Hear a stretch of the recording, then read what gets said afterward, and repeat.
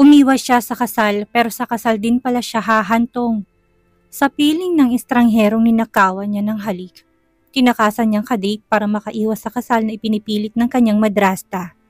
Sa kanyang pagtakas, aksidente niya nabanggang isang gwapong estranghero at sa isang iglap, hinalikan niya ito upang makaligtas sa alanganin. Ngunit hindi niya inasahan na sa pilitan siyang dadalhin nito sa isang hotel at doon agad siyang pinakasalan. Dumipas ang 3 buwan, unti-unti siyang nahulog sa kanyang misteryosong asawa. Subalit bumalik ang babaeng tunay na minamahal nito. At kasabay nun, natuklasan niyang sangkot ng kanyang asawa sa pagkamatay ng kanyang ina. Pinagtagpo kaya sila ng tadhana o sinadya ng lalaki na makilala siya upang siya ang maging susunod na biktima. Hindi magkanda o gaga si Kalista habang bitbit ang malaking bayong at hawak-hawak ng isang kamay ang mahabang palda upang hindi siya madapa sa kalalo pang dinilisan ng paglalakad. 1 minuto na lang at malilate na siya sa appointment niyang inilaan sa kanya ng madrasta. Ano pa nga bang gagawin niya kung hindi makipag-date na naman sa mga lalaking hindi niya kilala na nireto nito? Mabuti sana kung kahit papano ay disente naman ang tingnan ng mga nakakasalumuha niya pero hindi. Bukod sa matatanda na ay para pang mga itong nakalunok na sangkaterbang beer sa laki ng tiyan. Katulad na lang ng kamitap niya ngayon na nakilala niya dahil sa deskripsyon ipinadala sa kanya ng madrasta. Ang lalaking kaharap niya ay kasing edad na ng kanyang ama at naninilaw ang ngipin na tila hindi nagtututbrush. Kahit sa harap ito ni Kali, ang palayaw niya nakaupo ay singhot niya ang sangsang ng amoy na parabang bulok na isda. Nasa isang kilalang restaurant sila sa Quezon City, kaya karamihan sa mga customer ay nakatingin sa kanila dahil sa kakaibang ayos nila. Paano kasi para siyang manang sa suot niyang mahabang manggas na polo at sayad sa lupa na palda na kulay dilaw. Ikaw ang anak ni Melba? Nakakadismaya ka naman, iha. Ang akala ko pa naman isang maganda't sexy ang ipapadala sa akin ng babaeng yun. Magkasalubong ang kilay na tura nito kay Kali habang titig na titig sa kanya. Halatang pagkadismaya at pagkadisgusto sa nagmamantika nitong mukha. Napaismid si Kali. Anong tingin ng lalaking to sa sarili nito? Isang Adonis na napakakisig at malakas makalaglag panty? Naiinis na hiyaw niya. Hindi niya rin masisisi ang kaharap kung bakit nagawa siyang laitin ito. Nakasuot siya ng makapal na salamin na hugis parisukat at maitim pa sa uling ang makapal niyang kilay. Ang kanyang labi kinulayan niya na matingkad na kulay pulang lipstick at sa kapal nun ay nagkalat na sa kanyang bibig at hindi lang yon. Naglagay siya ng peking bulutong sa mukha upang lalong mandiri ang katagpo niya. Ginawa ni Kali ang lahat ng ito upang itago ang kagandahan niya. Nadala na siya sa unang blind date na pinuntahan niya dahil muntika na siyang halayin ng katagpo dahil sa tunay niyang itsura. Mabuti naman po kung ganon, Uncle. Pinagdiinan niya ang huling sinabi. Nang sa ganon, hindi ko na kayo kailangang harapin dahil hindi ko kayang masangsang na amoy na binubuga ng bunganga mo. Matabil ang dila ni Kali, lalo na kapag hindi niya gusto ang kaharap. Hindi lang yon, nais niyang ipabatid sa kanyang madrasta sa pamamagitan ng laking kaharap kung paano niya sinabotahe ang blind date na sinetap nito. Wala akong pakialam kung sino mang lalaki mapapangasawa niya, bastang mahalagay masipa siya dito sa mansyon ng mga Argente, upang marahil ay kamkamin nito ang yaman na dapat ay para sa kanya. Pangit ka na nga, matalas pang dila mo. Pustahan, walang lalaking papatol sa pangit na katulad mo. Tumaas ang sulok ng labi ni Kali at nakakalokong tinapunan to ng tingin. Isinukbit niya sa balikat ang bayong at mabilis na tumayo, pero bago yon ay binalingan niya ang lalaki. Ipapakita ko sa'yo na kahit ganitong itsura ko ay may papatol sa akin dahil maalindog ako. Nahagip ng kanyang matang isang lalaking nakasuot ng kulay maroon na business suit na papalapit sa kinaroroonan niya. At kaagad itong nilapitan ni Kalista. Nagulat ang lalaki nang bigla siyang huminto sa harap nito. Kasunod nun ay hindi na niya binigyan ng pagkakataon ng lalaking makahuma. Kaagad niya itong hinawakan sa magkabilang piskit, hinila pababa ang mukha saka mabilis na dinampian ng halik ang labi nito. Pinanganak na matapang at palaban sa kahit na anong hamon ng buhay si Kalista. Lalo na magmula nang mamatay ang kanyang ina't nag-aasawa ng iba, ang kanyang ama at kapag may taong gustong humamon sa kanya, hindi niya ito uurungan. Katulad na lang ngayon, nang maghiwalay ang labi nila, isang malamig na tingin ang ipinukol sa kanya ng kaharap. Hindi maipaliwanag ang ekspresyon ng mukha nito pero hindi umatras si Kalista Bagamat bahagyang nakaramdam ng kaba sa dibdib dahil sa talim ng tingin nito. Ngayon niya lang napansin kung gaano kagwapong lalaking kaharap. Nangihigop ang matalim na tingin nito at ang makinis na mukha ay kasing dilim. Nang makapal na ulan na anumang oras ay nagbabadyang bumuhos. Pasensya na, kailangan ko lang. Who the heck are you to touch me? I dare you to try that again and I will cut off your lips. Mababa ang boses at tumiting ang panga ng binata. Umangat ng isang kilay ni Kalista, hindi naapektuhan sa galit ng lalaki. Sus, OA mo naman. Parang halik lang eh. As if naman hindi ka pa nakatikim nun. Porket ba ganitong itsura ko, wala na akong karapatang manghalik? Inirapan niya to sa kahumalo kip-kip. Alam niyang mali ang ginawa niyang panghahalik dito pero ipaglalaban niyang tama siya. Huwag kang mag-alala, mabangong bunganga ko. Kahit ang lipstick na gamit ko ay napakamahal. Hindi ka nalugi dahil nalasahan mo. Halik lang. So kahit na sinong lalaking kaharap sa'yo, ay basta mo nilang hahalikan? Ganun ka nakadesperada dahil wala nang papatol sa'yo? Gaano man katapang si Kalista, malambot pa rin ang puso niya sa masasakit na insulto at nasaktan siya sa sinabi ng lalaki. Walang sali-salitang lumipad ang palad niya sa pisngi nito. The crisp sound of her slap echoed in the entire restaurant and the surroundings became frozen. Naikuyom ni Kalista ang kamao. Hindi porket gwapo ka, ay pwede mo nang yurakan ang pagkatao ko. Hindi mo ko kilala para insultuhin ng ganyan. Sa'yo na yung halik mo dahil hindi ako interesado. Mabilis na itong tinalikuran at namamarsyang naglakad palabas ng restaurant. Tuluyan ang nasirang araw niya pero kahit na papano sa isiping ligtas na naman siya sa blind date na, sa netap ng madrasta ay gumaan ang bahagyang pakiramdam ni Kalista. Hindi pa man siya nakakaapak sa labas ng restaurant ay biglang may pumigil sa braso niya. Mahigpit ang pagkakahawak nun at wala siyang planong bitawan. Nang lingunin niya kung sino ang gwapo pero supladong lalaking hinalikan niya. Wait up, lady. Sa tingin mo basta-basta ka nalang makakaalis. Matapos mo kong sampalin. Pagbabayaran mong ginawa mo. Pagkasabi nun ibiglang may unipermadong kalalakihan ang tumayo sa tabi nito. Hulihin niyo siya at dalhin sa kotse. Puno ng otoridad na utos nito. Gustong kaltukan ni Kalista ang sarilit, ano ba itong napasukan ko? Miyembro ba siya ng mafia at gusto niya akong kidnapin? Ginawa ni Kalista ang lahat para makawala sa pagkakahawak ng lalaki. Pero malakas to dahil sa matangkad ito't matipo noong katawan ay parang langgam lamang siyang kumpara sa isang elepante. Kahit nagsisigaw siya upang kunin ang atensyon ng mga dumaraan ay walang pakialam sa kanyang lalaki at pabagsak siya nitong ipinasok sa loob bago ito sumunod. Para makasiguradong hindi siya makatakas. Start the car. Motoridad na utos nito sa driver na kaagad namang tumalima. Kahit hindi ito tumingin kay Kalista, ay ramdam na ramdam ng dalaga kung gaano kalamig ang emosyon sa mga mata nito nang marinig ang matigas nitong boses. Nang umandar ang sasakyan ay sumunod ang mga tauhan ng lalaki.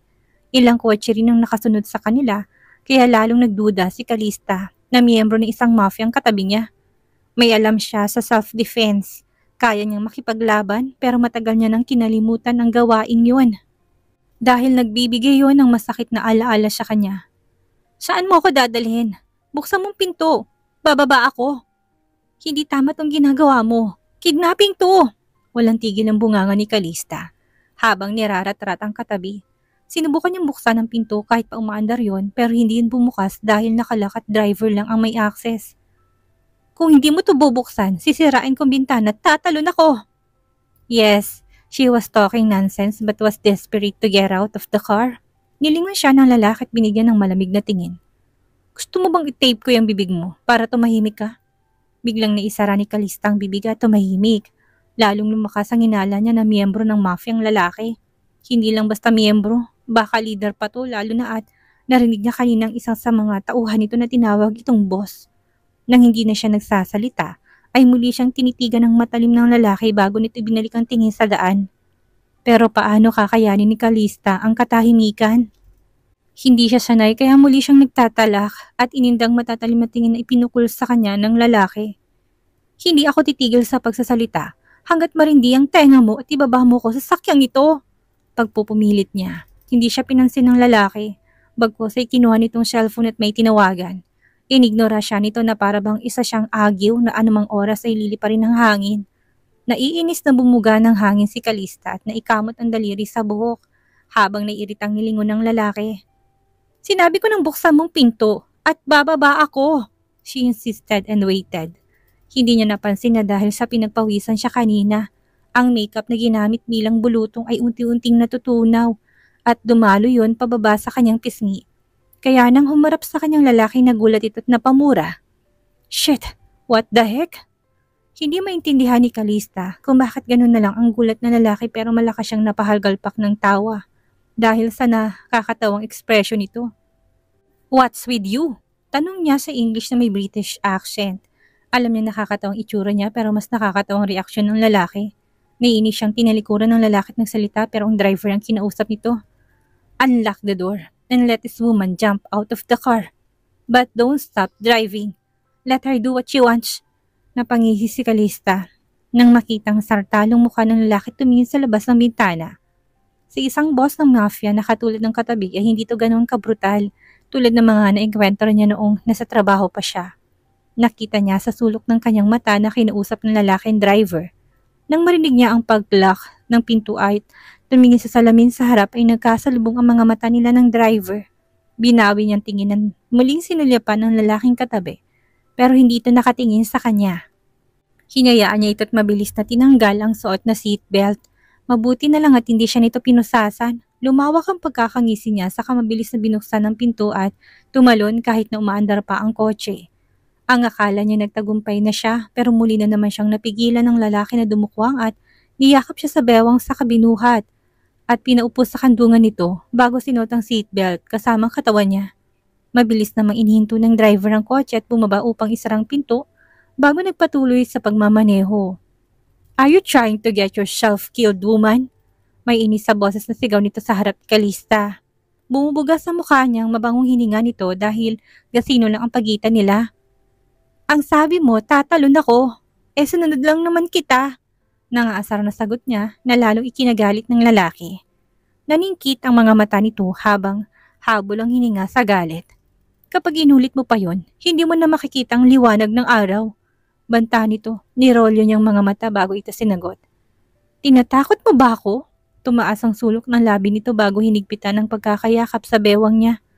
Tinatakot? Sa tingin mo sapat ang salita ko para takutin kita. Itanim mo sa kokote mo na mas itong nakakatakot. Bahagya itong gumalaw at nalaklaki ang mga mata ni Kalista nang matuklasan kung nasaan nakasentrong upo niya. Bastos! Nagsisigaw na pinagsusuntok niya ito sa dibdib. Bitawan mo ko! Ano ba? Pero hindi siya pinakinggan ng lalaki at kahit naramdaman ng dalagang matigas na ugat nito sa ilalim niya ay hindi siya nito pinaalis sa pagkakaupo sa hita nito. Bagkus ay kinuha nitong posas mula sa kung saan saka pinunasan ng isa niyang kamay ang mga kamay nito. Napamaang si Kalista sa nakita at wala na siyang nagawa dahil hanggang pagbaba ng sasakyan ay nakaposas ang kamay nila ng lalaki na hanggang ngayon hindi pa niya nakikilala. Sa isang hotel siya dinala ng lalaki at habang naglalakad ay sari-saring senaryo na ang bumubuo sa isip niya kung paano takasan ng lalaki. Ngunit imbis na dalahin siya nito sa kwarto, ay sa banquet hall siya nito dinala. Nang makapasok nga sila, ay nakakalulang dekorasyon ng bumungad sa kanya. Marami rin ang tao sa loob na pawang nakasuot ng suits at gowns. Napatingin si Kalista sa sarili at naliliit pero hindi pa rin niya maintindihan kung bakit siya dinala dito. Umugong ang bulungan at pati ang malumani ng musika ay huminto dahil sa biglang pagpasok nilang dalawa. Hindi kaya i-auction siya nito para sa malaking halaga? Hindi ba yun ang karamihan sa mga mafia? Dire-diretsong lakad nila hanggang sa makarating sila sa stage kung saan inabutan ng MC ng microphone ng lalaki na kaagad naman itong kinuha. Maraming salamat sa pagpunta. Ngayong gabi ay nais kong ipakilala sa inyong babaeng aking pakakasalan. Pagkasabi nun ay humarap sa kanyang lalaki at binigyan siya ng peking ngiti bago sinuot ang diamond ring sa kanyang daliri. Para yung sinukat dahil tamang-tamang sukat para sa kanya. Habang si Kalista ay nalalaki ang mga mata at hindi makapaniwalang nakatingin dito. Babaeng pakakasalan? Ano to? Lalong lumakas ang ugong sa buong paligid dahil sa sinabi ni Vinson. Ngunit wala siyang pakialam kung ano man ang itsura ng babaeng nakuha niya. Ang mahalaga ay may maipapakilala siya sa madla na babaeng pakakasalan tulad ng hiling ng kanyang lolo. Kung hindi lang ito nagpumilit at kung hindi siya nag-alala sa kalagayan nito, ay suntok pa sa buwan na magpapakasal siya. Ibinalik niya sa MC ang mikropono, saka hinawakan ng babae sa braso na hanggang ngayon ay hindi pa niya alam ang pangalan, saka ito inalalayan pababa ng stage. Nang makapunta na sila sa mesa at makaupo ay pinaupo niya ito sa kanyang tabi at dumukwang upang bumulong sa tenga nito. "Tell me your name," utos niya. Hindi siya umalis hanggat hindi ito sumasagot, pero ang nakaagaw sa pansin niya ay ang mabangong perfume na gamit nito. Pamilyar na pamilyar sa kanyang amoy dahil produkto niya yon at alam niya kung magkano ang presyo ng perfume na gamit nito. It was worth thousands, and perfume na ito ang bagong collection ng Avero Scents at tanging sa ibang bansa pa lang available. At kaya siya umuwi dito sa Pilipinas ay para i-launch ang bagong Shenra Scents. Lihim na paangat ang kanyang kilay. Mukhang may tinatagong babaeng katabi niya kaya ito nagkukunwari at tinatagong tunay na anyo. "Magtatanong ka lang ng pangalan ko, talagang didikit ka pa sa katawan ko? At sino nagsabi sa'yong pakakasalan kita?" Pabalang na tanong ng babae. Nanlalantang napasandal sa upuan si Vinson saka sinagot ang dalaga sa seryosong boses. "You kissed me. Take responsibility." Nilingon niya ito na may nanunod yung tingin habang ang kanang kamay ang inabot ang wine glass na ibigay ng waiter. Maraming taong gusto makipag-congratulate sa kanya pero ni isa'y walang makalapit dahil sa bodyguard na nakatayo sa harapan nila at pinigilan ng mga itong lumapit. Hindi niya halos kilalang mga umattend dahil ang lolo niya ang nag-imbita sa mga ito. "Take responsibility? Parang halik lang, tapos kailangan ko na magpakasal ka agad sa'yo? Ano to? Joke?" Sarkastikong sabi nito sa kapasalampak na sumandal sa sandalan ng upuan at nakahalukip-kip na nakatingin pa rin sa kanya. "Sino ka ba? Isa ka bang miyembro ng mafia kaya basta-basta mo na lang akong kinidnap?" Kahit nagagalit ng babae, pigil na pigil pa rin tong boses upang hindi sila marinig ng iba. Mukhang ayaw nito sa iskandalo. "Hindi mo ko kilala?" Tinuro niyang sarili. Hindi makapaniwala. Siguro hindi lang siya sanay, pero kahit saan pa siya magpunta ay halos kilala siya ng mga tao. "Magtatanong ba ako kung kilala kita? Sabihin mo na't huwag mong pasakitin ang ulo ko sa pag-iisip at baka mag-walkout ako dito." Mahina niyang napabuntong hininga. "I am Vincent Avero Alcaraz." Umangat na isang kilay ng babae para hindi makapaniwala sa sinabi niya. "Avero? As in Avero Scents? So, can you tell me what is your name is now?" Muli siyang yumuko at halos pinagdikit niyang pisngi dito dahil mula sa sulok ng kanyang mata ay nakita niya isa sa kaibigan ng kanyang lolo na nakatingin sa kanila. "Kali, short for Kalista. Kung alam mo ng sagot, bakit mo pa kailangang itanong?" Natapatawa si Vinson. Mukhang palaban ang ugali ng babaeng nakuha niya. "Masama bang alamin ang buong pangalan ng babaeng pakasyalan ko?" May ngiti siya labit nanunod yung matang tanong niya. Hindi niya inalis ang matiim na pagkakatitig dito. Gusto niyang hubarin ang mapalinlang na aura nito at alamin ko anong totoong damdamin nito mula sa mala-tsokolate nitong mata. Biglang tumayo si Kalista. "Kailangan ko ng banyo." Nilingon ni Vincent ng isa sa mga tauhan at sinanyasan ito na ihatid si Kalista sa banyo. Nang makaalis ang babae, lumapit sa kanyang assistant na si Arthur. "Boss, sigurado ka ba na siyang gusto mong maging stand-in fiancé? Tingnan mo naman kung paano siya manamit at kumilos. Daig pang lalaki. Napaka-brusko." Matagal niya lang kasakasamang assistant niya dahil kaklase pa niya ito noong high school. Dahil ayaw nitong pamahalaan ng negosyo ng pamilya nito ay sa kanya ito sumasama hanggang sa huli nag-apply na kanyang assistant.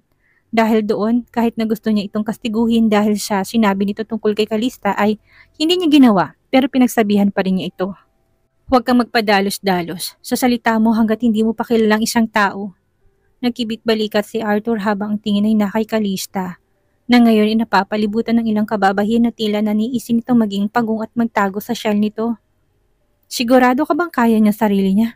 Umangat ang sulok ng labi ni Vincent na tinunggang natitirang alak sa kanyang wine glass, habang parehong nakatingin kay Kalista. "My soon-to-be wife is a badass.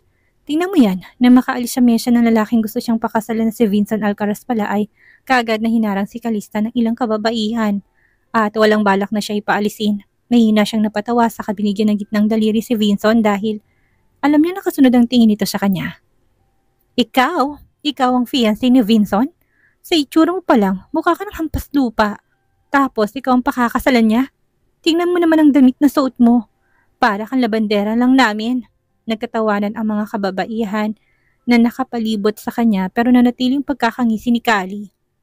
"Alis," malamig na utos niya. Aba, palaban! Gusto pa sanang bigyan ni Kalista ng isa pang pagkakataon ng mga kaharap pero parang puputok ng kanyang pantog. Kaya sa isang mabilis na kilos sa inapakan niyang gown ng babaeng huling nagsalita, saka hinablot ng hawak na baso ng isapat bago sinaboy sa mukha nitong laman.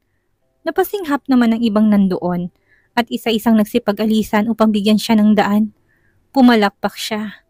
Bravo! Kung ganyan sana kayo kabait, edi sana wala nang may nadamay.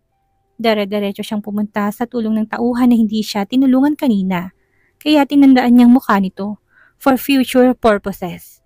Nang makarating sa banyo at matapos ma-relieve ang sarili na natili pa rin siya sa loob ng kubeta at tumungaw sa bintana. Nasa second floor lang kinaroonan niya at masyadong mataas para talunin kaya kinuha niyang taling sa kanyang daladalang bayong. Saka tinali yun sa grills ng bintana at nasa gilid at tinapon ng kabilang dulo sa labas. Hindi yun umabot sa lupa pero kaya niya na yung talunin. Matapos itulak pataas ang bintana hanggang kumasya siya. Ay mabilis siyang umakyat at saka gamit ang lubid ay unti-unti siyang bumaba. Tingnan natin kung sino pang magpapakasal sa'yo, Mr. Vincent Alcaraz. Malakas siyang humalakhak habang lakad takbo upang mabilis na makaalis sa lugar na yon at takasan ng lalaking inangkin siyang fiancé. Not in my wildest dreams na magpapakasal ako sa'yo.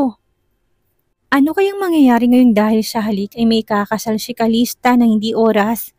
Ano ang gagawin ni Vincent ngayong ipinakilala niya si Calista bilang kanyang mapapangasawa? Malaman kaya niya na tinakasan na siya ng soon-to-be wife niya? Yan ang ating aalamin sa susunod nating kabanata.